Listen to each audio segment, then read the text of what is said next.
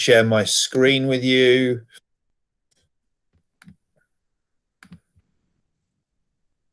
And we'll just pop down and have a look at what we're going to cover in today's webinar. So as with everything, the apps that we're going to use are entirely available across all devices. You can either access Google Keep and Google Translate in the web browser, and that's from any device, regardless of whether you've got a Google Chromebook or whether you're using a Windows device or an Apple Mac, or even if you're using Linux. You can have it in a web browser and then you can quite happily open them up. If you are using tablets, phones, and some types of computers, you can also get Google Keep as an app that will install on the device. So you've got a choice of either using it in desktop mode, carry on using it in the web browser. Pretty much available across all devices, whichever way you want to engage with it, either installed app or through the web browser. I would tend to use the web browser.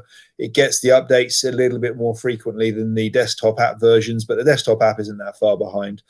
You've also got a desktop app for Google Translate, and you've certainly got apps on phones and tablets for Google Translate, which we'll look at in a little bit. Teach from Home, I would normally refer you to as the resource that's got lots in it. However, Teach from Home doesn't cover Google Keep and Google Translate, but if you went to if you search online Google and Google Keep help documents or Google Keep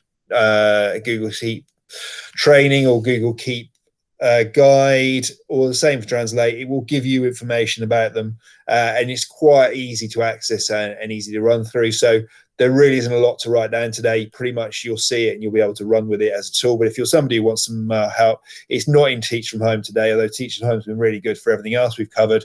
But just do a general search for that and it will come up. I am just going to jump into presenter mode. So with the applied digital skills we're going to look at today, we're going to have Google Keep first. So we'll look at making notes. We'll look at setting reminders in notes and how to use Google Keep for lists. Can be quite a useful way just to keep track and saves you having little post-it notes everywhere, although I completely take it on board. Not everyone wants to live their life in the digital world, so you might still love a post-it note stuck to your screen or your desk. Then Google Translate, it's useful in so many ways. I've used it when teaching classes, when I have EAL pupils that maybe can't access the learning and I'm struggling at the beginning where they're picking up the language. Maybe they've just arrived in the country. Google Translate's been really good for that. It's also been very handy for working with parents if they aren't able to understand in a meeting exactly what you're trying to get across to them. Translate can be really powerful for getting across the key messages from that meeting, but when they attend, they feel like they've been included, not excluded. So without any further delay, I'm just going to jump over to another browser and we'll look at Google Keep first. So this is what Google Keep looks like. If you're wondering how I got there, I would go to the Google App Launcher, and Google Keep is usually, if it's not at the top, it's down here as one of the more apps, and it's that little light bulb with the orangey yellow background. It's available in free G Suite. It's also available in all school educational G Suite. It's an app that you can download at the same time. So with that, you arrive here and you can see what's going on. It's quite clear. There's notes over here on the right hand side and you've got some settings. So you've got notes, that's where you keep your notes. You've got reminders. If you put a reminder on something, and I'll come back how I did that in a minute, they're there. Then you can create these sections. So I've got a section called planning because I was going to use it for school. You can create these labels here, or you can edit the labels you've got. So I just did one for planning. So I might say I'm going to have one for meetings. And if I want to say that, it's there and done, and then it would come up. There's my meetings, and there is my planning label. If I archive something because I've completed it, they automatically get thrown into the archive. If I delete something, it goes into the bin. There's not a lot to really experiment with here in Google Notes. So if you want to start a new note, I've got 3 notes here already. You go to this section at the top. This used to be separate, but they revised it recently, so you go take note. So I might say, this is going to be planning for my department meeting. And I might say that I need to take along new resources and people work, sharing some good practice. They're the 2 things I need to remember. If you want to make that stand out, you can use different colors. So I'm going to make that pink. You have whichever color you like. You can also add an image into it. So when you click add image, it will look towards your computer, either in your Google Drive or in your Windows desktop, and you can just load up a picture into it. If you want to archive it, it will end up over here on the left in the archive. If you want to have a reminder, because you want to remember that you've got to take this to the department meeting, I might say that it's going to be later today. So I'm going to select the time and date. It will also suggest them. So it's going to be today's date. I'm going to my department meeting at a certain time. So I'll say it's 3 o'clock when school theoretically ends. I don't want it to repeat. I'm going to press save. So now it's got a reminder in there. And if I went over to my reminders, not only have I got reminders for my orange tart, I've also got reminders for my department meeting. It comes in here and it automatically pins itself. You can pin things to the top. So if they're really important, they're always at the top of your list. So if you wanted it to be there and stand out to you, because I've got my department meeting later and I don't want to forget it and turn up with it unprepared, you can pin it or you can unpin it and it will just go back in with all the other notes. So it's a way of sifting it out. I want to leave that pinned because I want it to be important. Something you can also do when you're making a new note, you can choose, I'll come out of that in a minute, you can choose whether you want a list. So a list would be example down here where I've got my science inquiry I'm planning. I need to have these things because I'm going to do an inquiry lesson, or I want my pupils to gather them together at home because I'm going to do a inquiry lesson remotely. They're going to use some sort of container or trough, or maybe it's a bowl for washing up. You get some plasticine they're going to have around the house, or some blue tack, water tank, and some masses. They might have them in the kitchen for cooking. And we're going to have a science inquiry taught remotely where we're going to look at upthrust and surface area versus the amount of mass that you can put on top. So they're the things I want them to have, and I can tick that off as well. So as I do it, I can tick them off, and then down the bottom it gets strike through because they've got them on their lists. Because that at the moment is just for me, I could, in theory, invite a collaborator. So if I have my pupils set up in G Suite, so let's see if I've got my test. I might have my demo. There's my demo pupil. So I wanted to then share that my demo pupil. I click save, and that would then also appear in their Google Keep. So it can be a bit of a reminders list. You could put it in Google Classroom, as we've said before, and it's there. If I want to untick it, so I want it to go back at the top, all I do is click it once and it goes back in. So I press OK and close, and there it's back in my list. So up the top here, that's when you make a new list. We want a new note with drawing. This works better if you've got a stylus. So what you can do is go into the drawing tools. My laptop that I'm working on isn't touchscreen, so I'm going to say I want a reasonably thick marker and I want it in blue. And I want to say welcome. So let's see if it will work. There we go. I'm doing this on a trackpad, so this won't be the neatest writing I've had on earth. Oh, there we go. That's a funny shape though. And there we go. So I've got my welcome, and if I went back, my welcome will be in my note. I might want to put that on a pale, say pale yellow background, and close it. So then there's my welcome note. So there's ways to use it with handwriting. So if you've got a stylus enabled Chromebook or a Windows laptop, you can scroll on there and you can just write in as if you've got a stylus, or you can type in. Or here, just like I've done with my orange tart, I'm going to have a DT lesson. I want my pupils to have a go. Quite a fancy aspirational recipe there. So maybe it's not going to be primary, maybe it's going to be secondary DT, but I want them to create an orange tart. I'm also going to blend in some languages in there. So it's for their DT. I'm going to demo it, but it's to remind me I need to buy those things and I want them to have a go. It's in French, which we might be able to do something with that in Google Translate in a minute, but it's there. So if you want to put in something with a picture, you click add in a picture. It will look to your computer. So if I went into my French folder, in here is my picture of my orange tart. So I might go open, and all of a sudden I've got my note up there with the orange tart. If I wanted to get rid of the picture once it's uploaded, I can press the remove in the corner and that gets rid of it. And then I can type in a title and I can start taking notes. So there is an example of, and you can see it really quickly turns up, an example of your tart is there, but I don't think I want to keep that. So what I'm going to do is delete that note, and that will just end up there in the bin. If I wanted to reinstate it, I just press delete forever if I want to get rid of it, or I can restore it as well, and that will go back into my notes section at the top. In Google Notes, it's as simple as that. It will either be just text. You can put in website links as well. So if you click the website link, it will take you off to it. So if my tutor group was supporting WaterAid and I wanted to be able to go to it, there's the hyperlink, takes me straight out to WaterAid, and in I go. Or there's some things I need to know. I need to do my weekly stars. I need to look at their reading diaries. So you've got a choice, just straight out notes, handwriting.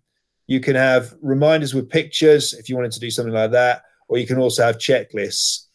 Most teachers I've seen use it for organizing themselves. I've seen a few teachers use it for sending the odd notes. If they are a G Suite school and they've got Chromebooks, they send the notes out so that pupils get reminders in their Gmail, and they are told they've got a new Google Keep note and they go in. Or you can link it to Google Classroom and they can come over into Google Keep and they can look at the note that you've got there for them. So with Google Keep, there are all the key functions up the top here. You can either see it in list view, and they list them out one underneath the other. So if you're more of a listy person, you can have it as that, or you can have them in grid view, which is what I had it at the beginning, and it pins them into a grid. It auto arranges them unless you've pinned it at the top. In the settings, there's not many settings really. You can have a dark theme if that's something you prefer rather than the light theme. You can get the apps, so you can download the apps from there. You go into settings there. There's not many settings. So the first one is to add the new items at the bottom, so it automatically throws them down the bottom there.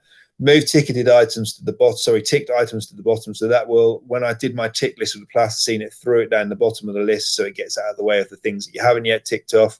You can also enable dark mode there. Rich link previews are if you want, where I've got the hyperlink for WaterAid, if I wanted it to display the graphic for WaterAid, that would also display underneath the URL, a bit like you've got on most email systems now.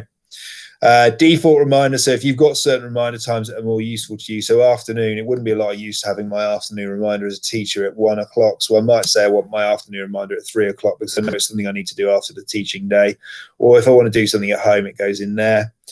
If you want share links to be enabled for someone else to be able to share it again, or for you to share it to someone, tick it. If you don't want to share it to someone, untick it and that option disappears. So I'm going to save that there, and then all of a sudden, that's my options for Google Keep explained. There's not a lot else to say. Over here on the side, you can get them out of the way. If you want to go in and edit, and then you have the options down the side. If you want to get rid of that clutter, you can press that button and it minimizes it so it slides out. So if you're more of a sliding reveal person, bit like you might have Azure Dock on Windows, you can do that there, or you can have it all displayed all the time, and automatically this all scales appropriately out here. That really is Google Keep in a nutshell. Quite simplistic, really accessible, got multiple uses, either from your perspective as a teacher, or maybe if you want to use it for a stimulus for your pupils to remind them of a list of things they need to achieve. If you want a quick list and you'll use it in addition to Classroom, it's there for you. The next one is Google Translate. So you just search on the internet for Google Translate, or you can have it as an installed app. You choose, you've got two panes. So here is my orange tart, and there are my ingredients. What I also went to get was the other instructions on the internet. I've got my recipe method and my cooking times, all there in French.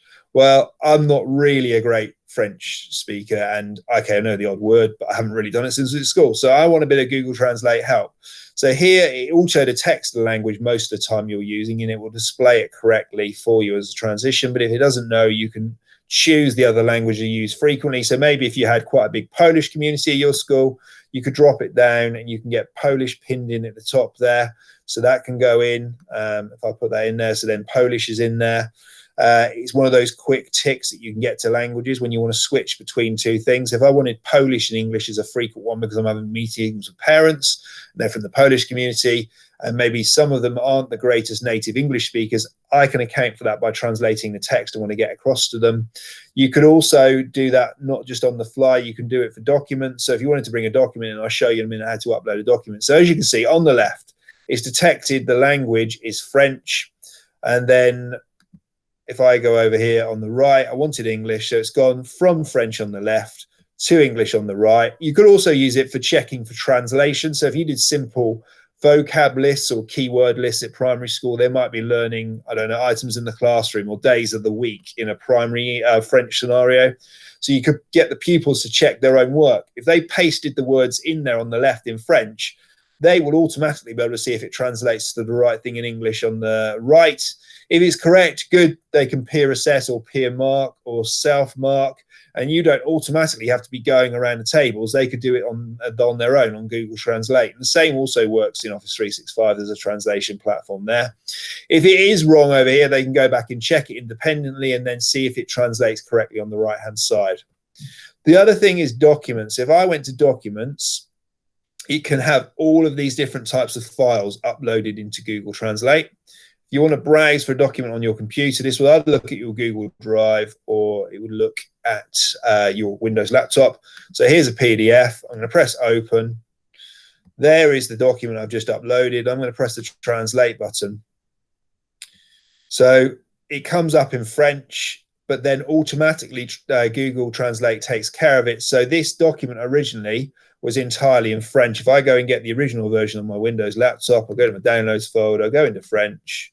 There is the original document, completely there in French, and it's a worksheet to fill in, more of a secondary orientated worksheet. But over here in Google Translate, it's automatically uploaded a document and converted it straight into English. So if I wasn't entirely sure, maybe I'm covering a French lesson and then French is my native language.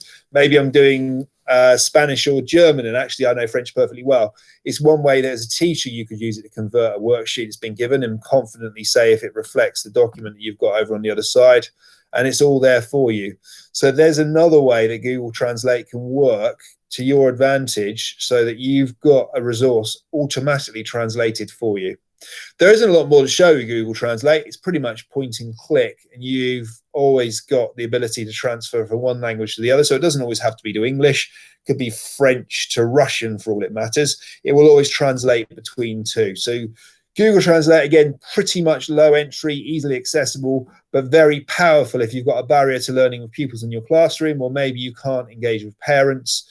It has got an audio feature on the apps as well, so it will read this text out and convert it over to audio, so it will read it out to them. So I have used it on phone calls before where maybe I've had a non-native English speaker on the phone, and I've used this to translate a text to them of what I want to convey over, and it put the phone on speakerphone, and then I've let Google Translate read it out. And it's a little bit clunky in places, but most of the time it gets the bulk of the meaning across. So today, that covers what we were coming to look at. It's a fairly short presentation. We have covered how to create notes, how to add reminders, how to make lists in Google Keep. We've looked at text. The app voice option is there, and we've looked at how to select different languages in Google Translate. So what remains for me is to stop the screen share, jump back over to the Google Meet, but for you to ask any questions that you need, and I'm quite happy to try and answer them now. So I'm just going to look at anything that's gone in on the side and answer those and pick them up as I always do. But if I haven't answered something and you just want to unmute after that, feel free. So we've got, can you show us how to share a note in Google Classroom? Yeah, I can do that in a moment. Are there apps that give the appearance of using a stylus? So the stylus one, Roy, is this came up on a Microsoft call ad the other day. So if you haven't got a touch-enabled device, you can buy USB stylus pads where effectively you plug it into the USB port on your computer, and you have an A4 touch pad which you can use a stylus on, and that gets you into the document. What's the default bin life for the document there? I don't know what the default is. I would imagine it's 30 days because most of G Suite is actually keeps it in the bin for 30 days and then gets rid of it. Roy, how is different language groups, Bulgarian, Turkish example, does it offer a dialect support? I don't think it does offer a dialect support. It's pretty basic entry. So if you want a more advanced package, you probably would have to pay for it. But what it does is it covers the basics, and I do mean the basics. So things like dialect support wouldn't be included. However, there might be a plug-in app on the Google Store, so the Google Play Store. There might be an app you can plug into your Chrome browser that does that. Let me jump back over to Google Keep a minute and put my labels in. Anyone else want to unmute and ask a question while I am doing that? No? Okay. Close. Right. Just going in to look for the share links.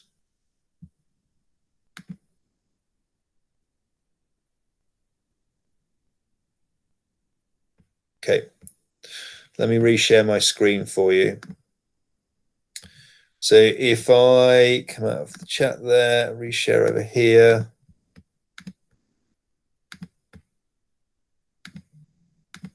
So you should see my screen again. If I go back into Google Keep, so let's say it's my department. No, actually, let's go for the home creation. So you'd expect to see a share link down here, and it's not. What you need to do is, in fact, go copy to Google Docs, and it says down here, copy into Google Docs. Once it's there, you go to Open Doc, and then you can get your share link from here, and you can get your editable share link from there. Copy link, and then if you went over to Google Classroom, go done, and just jump back over to there, open up Classroom. So go into Google Classroom. I might be in my primary classroom in here, and I could either set it in classwork by creating an assignment there, or I could make an announcement in Stream. So I could go in here, don't forget.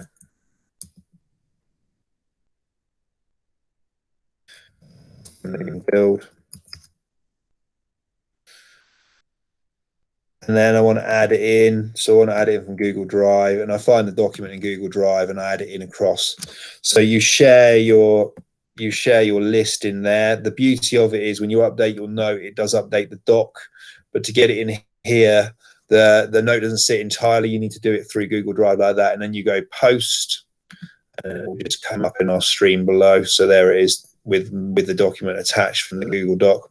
So that's how to put your post-it notes or your keep notes into Google Classroom. So I'm going to pop back over to the meeting, and I'll stop presenting. Anyone else have any questions? I've got another one in the side there. Okay, no problem.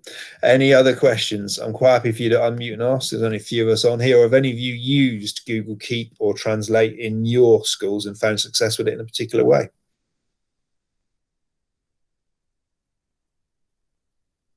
Okay, all right. Well, I will. I'll thank you both for coming, and I will hang around here if you've got anything you do want to ask. But we're going to stop the recording now, and I wish you a safe day, and I'll catch you